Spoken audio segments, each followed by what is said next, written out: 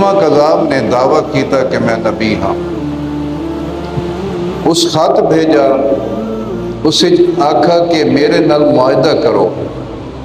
معاہدہ یہ ہے کہ جب تک تساں حیات ہو، تساں نبی ہو، تے تارے وفات تو بعد میرا اعلان کر دیو میں نبی ہاں۔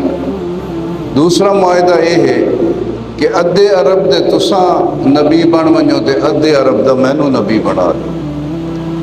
حضور صلی اللہ علیہ وآلہ وسلم نے اس دا جواب اے لکھا کہ مسلمہ کذاب، کذاب دا معنی ہے مسلمہ دا نا ہے، کذاب جھوٹے نو آدن۔